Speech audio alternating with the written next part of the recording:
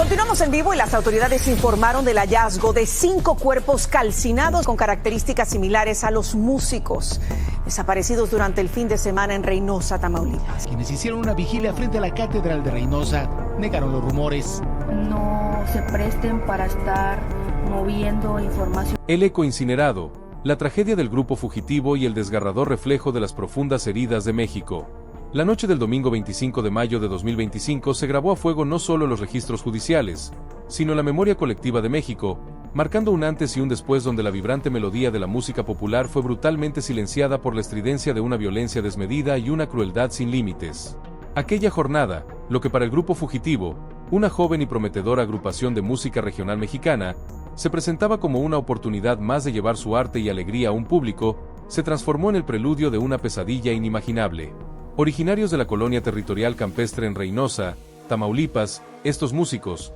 con su distintivo estilo de corridos y cumbias, habían logrado ganarse un lugar en el corazón de su comunidad, amenizando fiestas privadas, bares y eventos sociales en la dinámica región fronteriza entre Reynosa y McAllen, Texas, desde su formación en 2023. Su sueño, el de alcanzar la fama y el reconocimiento internacional a través de su pasión, se vería truncado de la forma más trágica y despiadada. La trama de esta tragedia se tejió con la inocencia de una invitación que escondía una emboscada. Los 5 jóvenes talentos que conformaban la esencia del grupo, Francisco Vázquez Osorio, de apenas 20 años y prometedor vocalista, Nemesio Durán Rodríguez, de 40 años, quien fungía como representante y era el pilar de la organización de la banda, Liván Ediberto Solís de la Rosa, de 27 años, talentoso los teclados o el acordeón, Víctor Manuel Garza Cervantes, de 21 años, el bajista que marcaba el ritmo, y José Francisco Morales Martínez, de 23 años, el baterista que daba vida a sus canciones, partieron hacia la colonia Riberas de Rancho Grande en Reynosa,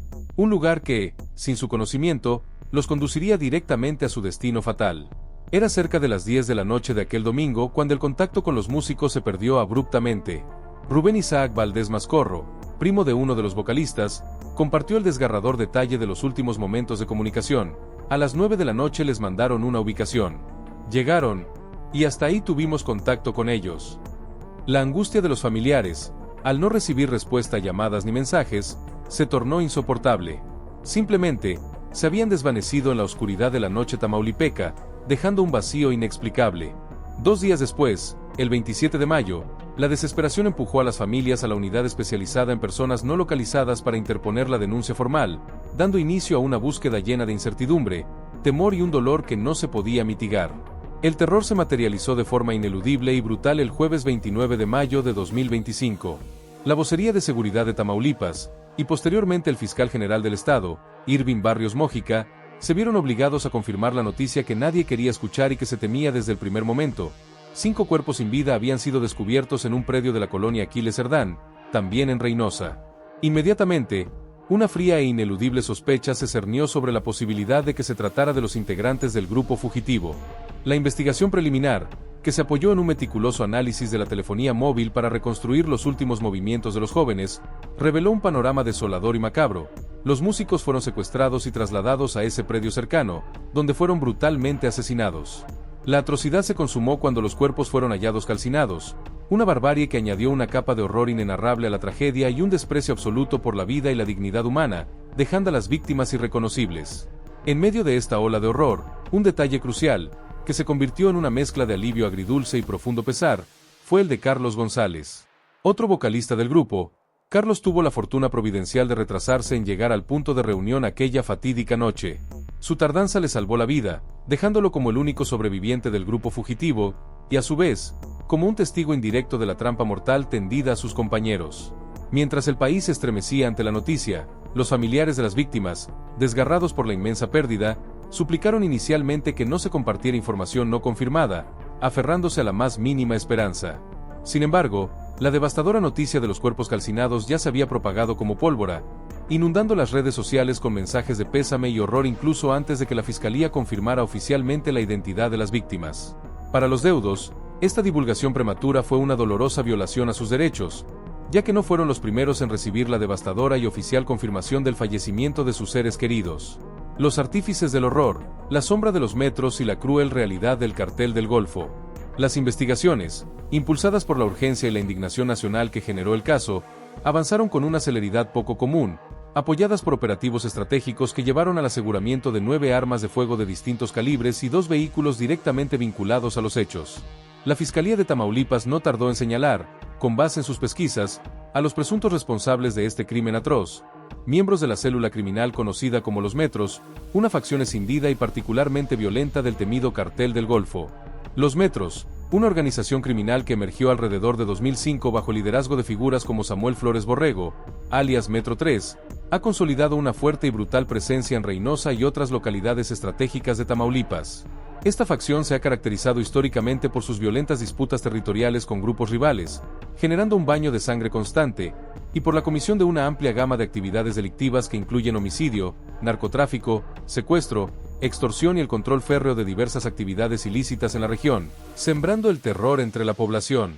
Las autoridades informaron de la detención inicial de 9 individuos presentados como probables responsables del crimen que había conmocionado profundamente al país. Posteriormente, los informes oficiales ampliaron la cifra hasta 12 arrestos en total, lo que sugería una operación más amplia y exitosa. Entre los capturados, se destacó la figura de Santos N., señalado como un colaborador de confianza del jefe de la facción Los Metros, lo que indicaba una cercanía importante con la cúpula criminal. También se logró la detención de un presunto autor intelectual, identificado con el alias de M47, junto a otros 2 sospechosos de alto perfil. Estas detenciones, realizadas durante registros de propiedades operados por la célula criminal, no solo arrojaron luz sobre los perpetradores, sino que también permitieron incautar grandes cantidades de drogas, armas de alto calibre, dinero en efectivo y vehículos de procedencia dudosa. Este arsenal confirmaba la sofisticación, el poderío y la capacidad operativa de la organización criminal detrás del atroz asesinato, demostrando que no era un acto impulsivo, sino una acción bien planeada y ejecutada.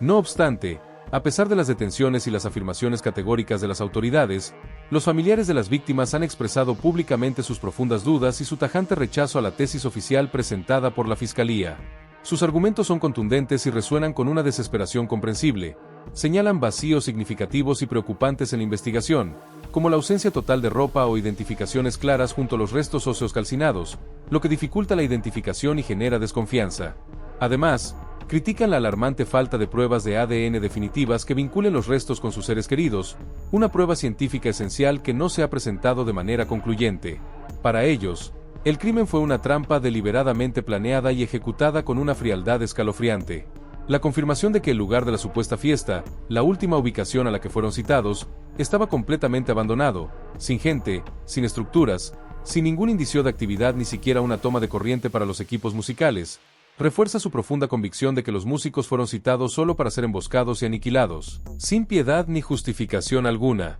Esta discordancia entre la versión oficial y la percepción de las familias añade una capa de complejidad y dolor a un caso ya de por sí desgarrador. Un patrón de violencia que silencia la cultura y atemoriza a los artistas. El precio del arte en México. La tragedia del grupo fugitivo, lamentablemente, dista de ser un evento aislado en el sombrío panorama de la violencia que azota a México. Por el contrario, se inscribe dolorosamente en un patrón sistemático y creciente que ha cobrado la vida de numerosos artistas en el país, con una predilección particular por los exponentes del género regional mexicano. Este caso desgarrador se suma a una lista cada vez más larga de músicos que han caído víctimas de la delincuencia organizada, una situación que pone en jaque la libertad creativa y la seguridad de quienes se dedican al arte. Se ha documentado con creciente preocupación que al menos 3 grupos musicales han desaparecido bajo circunstancias inquietantemente similares desde el año 2023, y, ampliando el espectro temporal, desde 2021, al menos 17 músicos populares han sido asesinados en eventos sociales a lo largo y ancho del país. Estas cifras no son meras estadísticas, representan vidas truncadas, familias destrozadas y un arte silenciado. Este modus operandi se repite con una frecuencia escalofriante y una frialdad calculadora. Las invitaciones suelen ser de última hora, presentadas con pagos en efectivo tentadores que actúan como un cebo efectivo para atraer a los artistas. La elección de los lugares es estratégica y deliberada. Sitios remotos, a menudo sin señal de telefonía celular, donde la ausencia de comunicación y la lejanía de las autoridades facilitan el secuestro, la extorsión y el crimen sin testigos ni interferencias. La finalidad de estos ataques a menudo va mucho más allá del simple control territorial. Se trata de una estrategia de terror diseñada para enviar mensajes contundentes a través de la eliminación o la cooptación de figuras públicas. Estos crímenes buscan cooptar, silenciar o castigar a aquellos artistas que, a través de su música o su influencia, puedan cruzar, incluso de manera involuntaria o desconocida, líneas invisibles trazadas por los grupos criminales. La industria musical, y en particular el género de los corridos, se ha visto dolorosamente envuelta en un complejo y peligroso entramado donde las fronteras entre el entretenimiento legítimo y las demandas del crimen organizado a veces se difuminan de manera aterradora, obligando a los artistas a navegar un terreno minado. Artistas de renombre como Peso Pluma, famoso por sus corridos tumbados, han reportado amenazas directas y han admitido públicamente haber escrito canciones por encargo de narcotraficantes, una cruda realidad que ilustra la presión constante, el miedo y el riesgo inherente que enfrentan muchos músicos en México. La libertad creativa se ve comprometida por el imperativo de la supervivencia. Este clima de terror generalizado ha tenido un impacto devastador en la cultura y en la vida social de México. Las familias de los músicos, sumidas en la zozobra, el temor y la incertidumbre, y temiendo por la seguridad de sus seres queridos, se han visto obligadas a cancelar presentaciones y eventos, lo que genera no solo pérdidas económicas, sino que limita drásticamente la expresión artística y cultural en diversas regiones del país. La música, que por su esencia debería ser un vehículo de alegría, identidad, cohesión social y resistencia, se ha convertido, en muchos lugares, en un campo de batalla donde la vida de los artistas pende de un hilo, empobreciendo el vibrante y rico tejido cultural del país y dejando a las comunidades sin una de sus principales fuentes de esparcimiento y tradición. En un intento por contrarrestar esta peligrosa tendencia de apología del crimen y ofrecer alternativas constructivas a los jóvenes, el gobierno de la presidenta Claudia Sheinbaum, consciente de la grave problemática, incluso lanzó un concurso binacional de música por la paz y contra las adicciones, buscando fomentar un mensaje positivo y desarticular la influencia de ciertos géneros que glorifican la violencia entre la juventud. Este esfuerzo, aunque loable, subraya la magnitud del desafío cultural y de seguridad que enfrenta la nación. Omar García Harfuch, la lucha incansable por la integridad en la seguridad pública y la reconstrucción de la confianza. En este complejo y desafiante panorama de violencia arraigada y corrupción sistémica, la figura de Omar García Harfuch ha emergido como un actor central y una pieza clave en la incesante lucha por la seguridad y la justicia en México. Aunque los detalles específicos de su intervención directa y cotidiana en la investigación particular del caso fugitivo no han sido ampliamente divulgados o publicitados en las fuentes recientes, su trayectoria profesional, sus acciones previas y posteriores, y su perfil público lo posicionan inequívocamente como una figura de liderazgo y compromiso en el combate frontal a la delincuencia organizada y en la incansable búsqueda de la integridad institucional. Su presencia en la esfera de la seguridad pública infunde una sensación de estrategia y determinación. Harfuch ha forjado una reputación sólida e incuestionable en el ámbito de la seguridad, distinguido por su enfoque estratégico basado en la inteligencia para desmantelar las estructuras criminales más complejas y arraigadas, actuando desde las cabezas hasta las bases. Su vasta experiencia en el combate al narcotráfico y a diversas organizaciones criminales tanto en la Ciudad de México como en otras regiones del país, incluyendo la coordinación de operativos de alto impacto que llevaron a la captura de líderes de grupos tan peligrosos como la Unión Tepito o la Antiunión, le ha valido un reconocimiento significativo a nivel nacional e incluso internacional. Su metodología se centra en la investigación profunda y en la coordinación interinstitucional para golpear las redes criminales en su totalidad. Más allá de los casos individuales y de alto perfil que lo han puesto en el ojo público, Omar García Harfuch ha manifestado una profunda y constante preocupación por los patrones de violencia que afectan a diversos sectores de la sociedad, incluidos los artistas, quienes se han vuelto un blanco recurrente. Asimismo, ha señalado la alarmante posibilidad de complicidad de ciertas autoridades con el crimen organizado, un cáncer que mina la confianza en el Estado. Es precisamente en este marco de entendimiento de la problemática generalizada y de la necesidad de una limpieza institucional que su accionar ha sido fundamental. Se tiene registro de su decidido impulso a una auditoría urgente y exhaustiva del sistema C5 en diversos estados fronterizos, una medida estratégica tomada en respuesta directa a los patrones recurrentes de desapariciones en eventos musicales y a las persistentes sospechas de complicidad oficial que ponían en entredicho la eficacia y la fiabilidad de las instituciones encargadas de la vigilancia y la respuesta de emergencia. Este tipo de iniciativas demuestran su compromiso inquebrantable con la depuración de las corporaciones policiales, la implementación de tecnología de punta y la mejora sustancial de la capacidad de respuesta del Estado ante la criminalidad organizada. Su formación, iniciada desde sus años como joven cadete en la Academia de Policía, ha moldeado en él un compromiso inquebrantable con el servicio público, una ética profesional inmaculada y una dedicación incondicional a la aplicación rigurosa de la inteligencia y la estrategia en la construcción de la seguridad nacional. A lo largo de su carrera, Harfuch ha buscado incansablemente profesionalizar las fuerzas de seguridad, dotándolas de las herramientas y la capacitación necesarias, y combatir la corrupción interna con mano dura, entendiendo que la debilidad institucional y la infiltración criminal son el caldo de cultivo perfecto para la impunidad y la proliferación de la violencia. Su visión por un México más digno, más justo y más seguro, basada en la integridad, la transparencia y el combate frontal a la impunidad, ha trascendido con creces las posiciones y cargos públicos que ha ocupado. Esta visión lo ha convertido en un referente esencial en la lucha contra el crimen organizado, a pesar de los inmensos riesgos personales que ha enfrentado, incluyendo un violento atentado en su contra en 2020 en la Ciudad de México que puso en peligro su vida y la de sus escoltas, un testimonio de la peligrosa naturaleza de su labor. Su legado se fundamenta en la profunda convicción de que la seguridad se logra con un liderazgo firme, una estrategia bien definida, una profunda lealtad a la patria y una constante búsqueda de la justicia para todos los ciudadanos. El mensaje del horror, un crimen ejemplarizante para la imposición del terror. El asesinato del grupo fugitivo trascendió la brutalidad de un simple homicidio para convertirse en un acto de terrorismo puro, un crimen calculado y simbólico, diseñado con una frialdad escalofriante para enviar un mensaje contundente, visceral y paralizante a toda la sociedad mexicana. La quema de los cuerpos, una acción que buscaba borrar cualquier rastro de identidad, deshumanizar a las víctimas hasta su última esencia, y en particular, la incineración de la guitarra, el alma misma de su música, el símbolo de su identidad artística y su medio de expresión, no fueron actos aleatorios o fruto de un impulso. Fueron, en cambio, actos ritualísticos de una crueldad inimaginable, una lección implacable impartida por el grupo criminal Los Metros. Esta fue una exhibición despiadada de su poder absoluto, de su control férreo sobre el territorio que consideran suyo, y una demostración inequívoca de que su dominio no conoce límites ni respeta vida alguna, sin importar cuán inocente o ajena al conflicto sea. La grabación de la ejecución, una táctica desgraciadamente común y cada vez más extendida en el crimen organizado para intimidar y sembrar el terror de forma masiva a través de la viralización de imágenes y videos, añadió una capa más de perversidad al crimen.